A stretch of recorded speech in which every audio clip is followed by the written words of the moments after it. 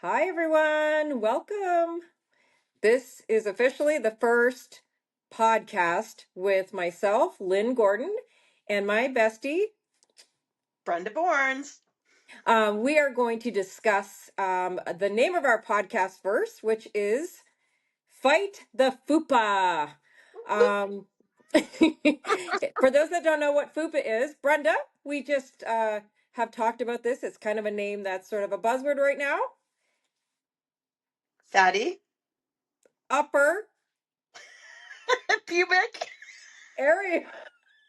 Otherwise known as middle-aged weight gain. Fupa! Middle abdominal weight gain. Yeah. So the reason we came up with Fight the Fupa is because we've known each other for over 25 years. We've known each other's struggle as far as weight up and down. We had kids at the exact same time within 3 months. We gained weight. We've lost weight. I myself, I'm a diabetes education nurse of 30 years. So I know what to do, but of course, like everyone, I gained weight after having my son, and eventually in my 40s it went away with very strict, probably over restrictive diets. And I did actually excessively do fitness competitions, which is not something you can do to keep weight off. So now in my 50s, the middle abdominal weight gain really came, and we've sort of figured out what we should do as far as just a healthy lifestyle and our journey. And that's what we're here to share is how to fight the FUPA. Um, yeah, it's been truly a journey for sure. So for myself, I'm a kinesiology grad. Back then it was called the Bachelor of Physical Education and Recreation, and now it's kinesiology. And even when you have all of the education, it was still really hard to implement. I'm now a live event producer, so I didn't really technically follow my degree per se, but it was a really high stress job. And my journey was I gained quite a bit of weight right out of university, actually, while I was still in university. And it was 3.5 decades of the roller coaster, the constant dieting, the constant trying absolutely everything from the Weight Watchers to the shakes to the going and weighing in. And I've tried absolutely every single thing. And I had a really hard time figuring it out. So 10 years ago, I was diagnosed as a type 2 diabetic. And thankfully, I was surrounded by a lot of very knowledgeable people. My best friend Lynn is a diabetes educator who actually teaches the doctors the newest research. So I was very lucky. My sister-in-law is a pharmacist. My mother is a retired nurse. And like, I had a lot of knowledge around me, but I still struggled. And both Lynn and I have been very active in our adult lives, whether it's walking, competing, running, playing sports, and it was still a struggle. And I'm really excited to be able to share all of the things that Lynn and I have experienced, learned, the things that we figured out on our own, and some of the newest information that's out there, and some of the new what would I say, Lynn? Like the just The medications, yeah, just options. the journey in general has become easier because we have more tools in the toolbox. And as Yeah. a diabetes education nurse, the main ones that people know about, GLP-1s like Ozempic and tirzepatide, we will discuss because, again, there's a lot of new things that we can use in our toolbox. But to start with, 25, 30 years ago, Dr. Atkins kind of did us a huge disservice and kind of told us all that carbs were bad.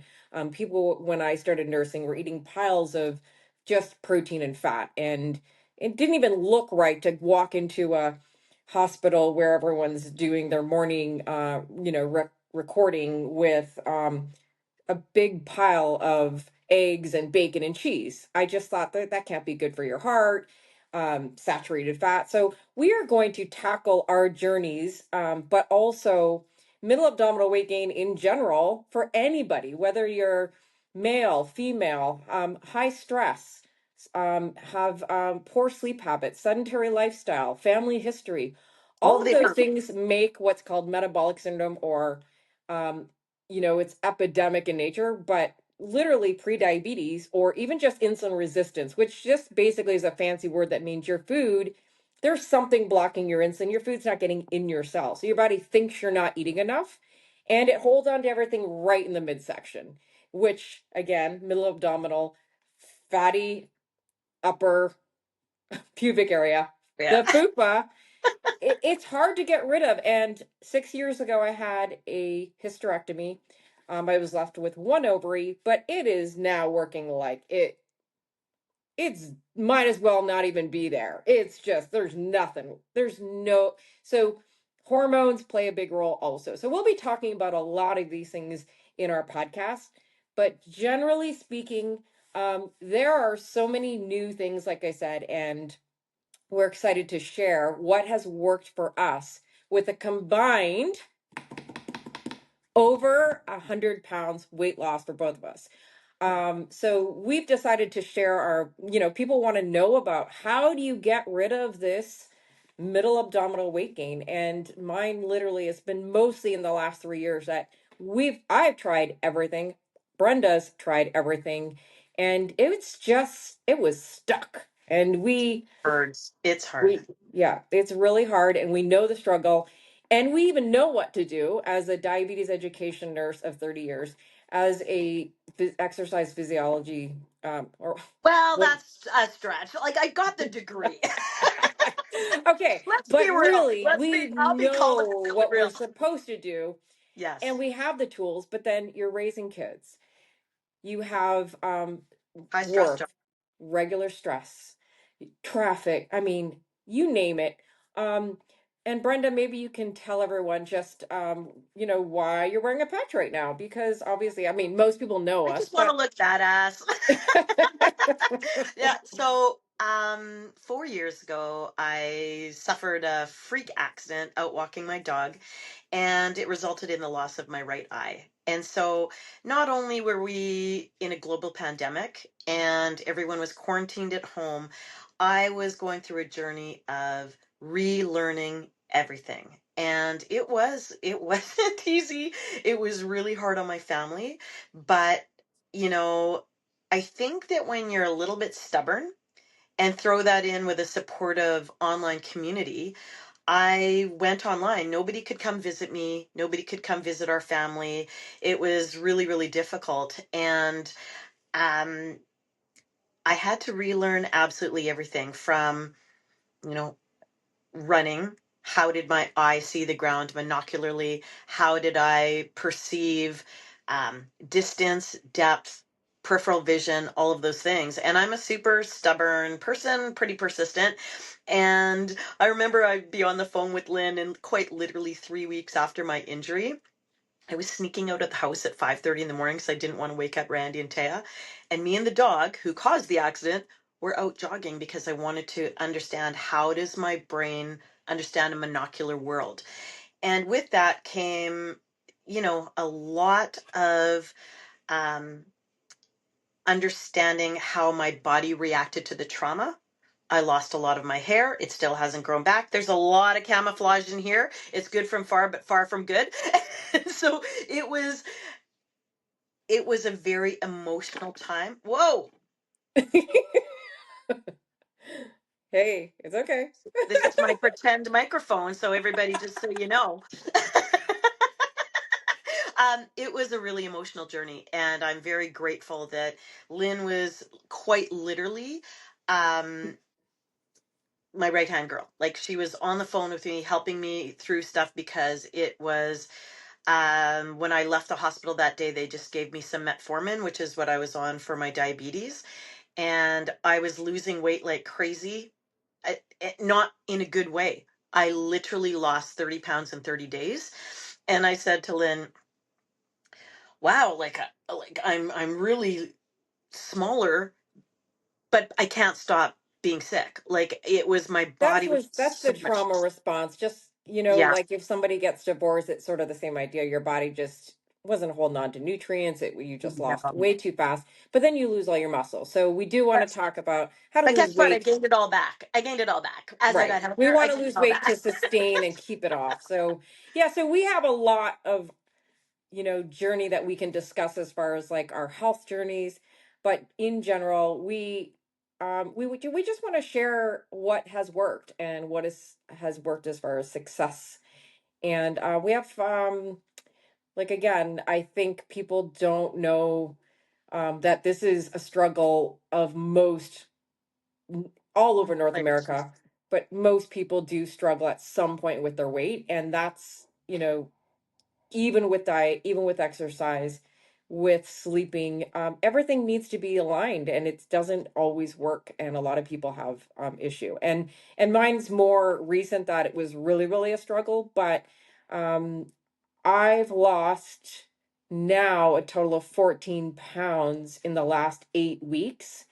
And well, you can probably say it's been a year or so consistently, and you've lost a lot of weight also. So, we want to share about GLP-1s and what they've done for us and what they've done for many, many people. And eventually all of the different things that the indications that what they're used for.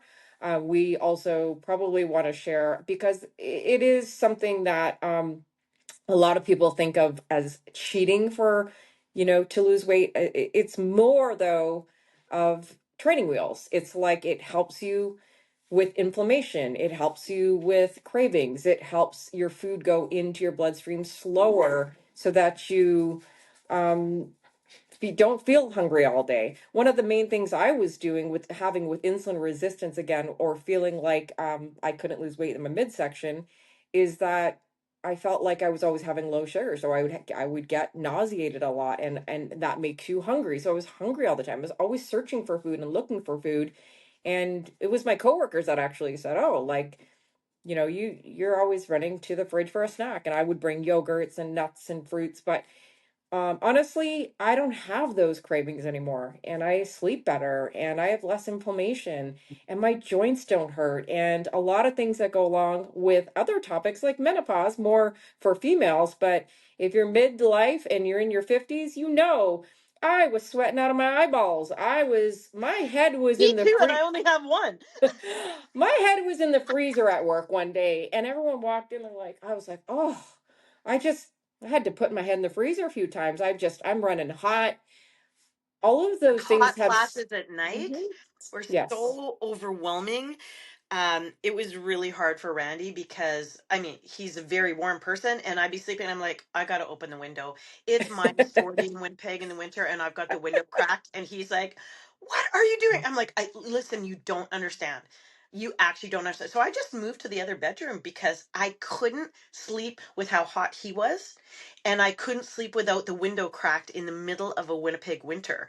And so now my hormones are starting to calm down. I don't have those crazy hot flashes as I used to, but I started having the hot flashes at 42. I'm 56 now. That's been a heck of a long time that I had those flashes. But I think that Lynn and I can both bring different perspectives of her as the diabetes nurse and me as someone who has been going through diabetes, and how we've both, I know the GLP-1 medicine helped me bring my A1C down, and that's all I really cared about. The bonus is that I lost weight, which helped my blood sugars get better.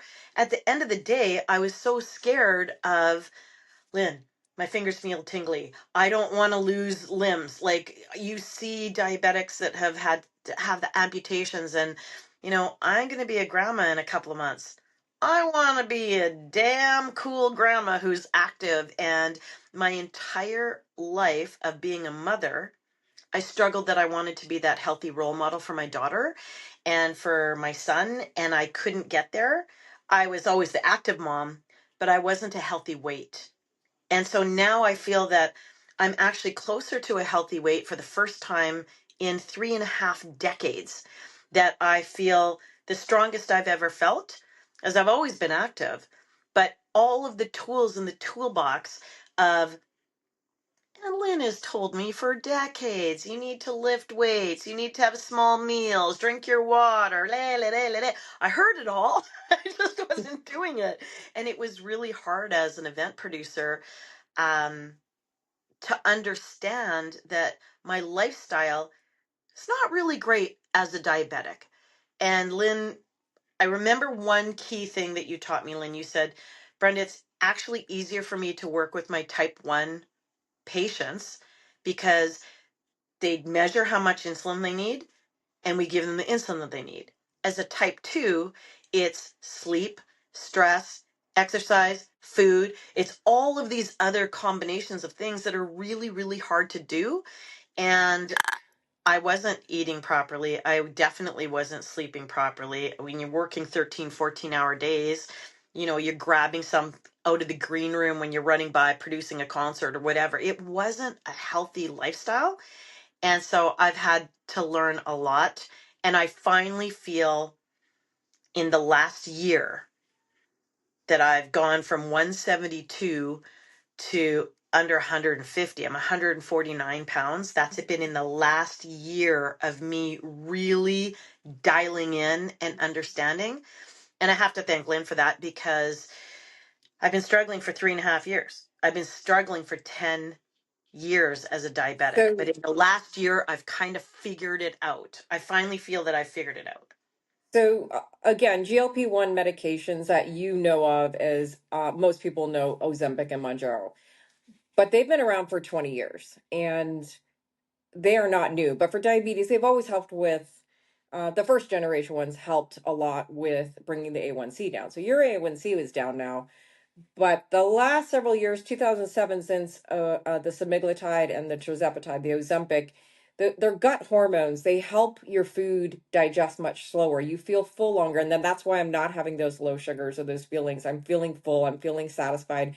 The food noise around is gone. You don't think about snacking all day and like, nor, and I didn't even know that was, you don't even know that's a thing until you have it. And it kind of just makes you not think about food all day. And again, subconsciously, we didn't even know we were all night thinking about running to the fridge or doing this or doing that. So, for myself, I was gaining a lot in the midsection. I was the heaviest I'd ever been, um, where I felt sluggish and tired and just not myself. So again, it doesn't it doesn't entirely make you lose as much weight as you've lost. You have to do the change. You have to make some changes.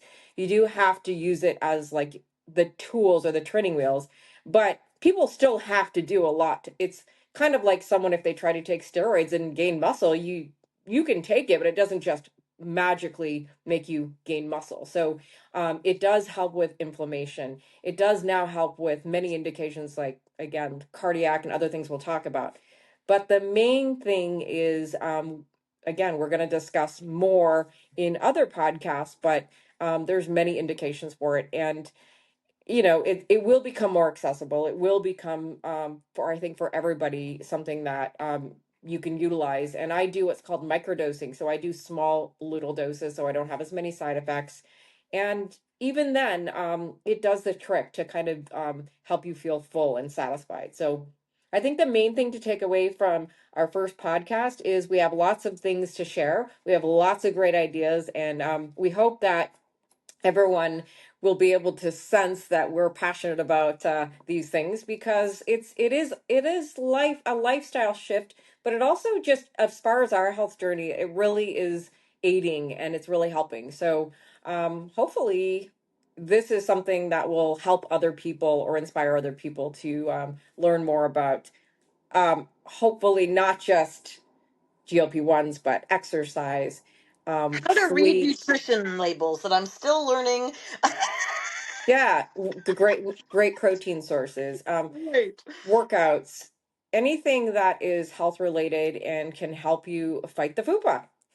Yeah, absolutely. And we're really excited to have the conversation, but lean on experience and knowledge. Lynn has the knowledge. I have kind of experienced some things, but send us your questions, post a comment, share this podcast if you feel that it could help somebody, because every single day we are eternal learners. And Lynn and I are always still trying to learn. I always try to learn how my diabetes can be better under control. And when I say that, Lynn has quite literally helped me. I have tried so many diabetes medicines over the years, over 10 years. 10 years, I would take information from Lynn. She would ask me my blood sugars. I would go to my doctor. We would try this, we would try that. Nothing was working. I tried Ozempic 5 years ago. It didn't work for me, right? So certain things work, certain things don't. Everybody's individual. I can speak to it as what worked for me from the diabetes angle, but I'm really happy that there's medicine out there that's available to help people, whether it's with their diabetes, whether it's with their obesity, whatever it is. There are medications out there, and there are healthy lifestyle opportunities and lifestyle changes and things that you can use that to add to your toolbox to get to healthy. I've been chasing healthy for so long that I finally feel that, whew, It's coming uh, together, and that's the whole it's thing. coming I think together. it's um Together. it takes a lifetime sometimes to figure out what, to wrap it all together, but experience and everything combined, we're in that sort of era where we are not quite empty nesters, but this is about now the next chapter in our life and being healthy so that we can stand and be functionally able to, like you said, run around with our grandkids and live where we can build muscle and be able to move and not fall. And we're going to extend our life by sharing our information. So, again, keep in mind that it might not be always available to everyone and it might be a little costly right now, but I think things are shifting and changing, and we're going to see a lot more opportunity for people to have access. So so this is basically just the introduction, and hopefully you enjoyed or got an opportunity to see who we are. So it was great to connect, and we will see you on podcast number 2, where we will probably discuss more about GLP-1s, but then get into like side effects and how they work and whatever other things that you might want to talk about. Awesome. All Thank you, Lynn. Bye, everyone. right. Cousins. We'll see you next Sunday.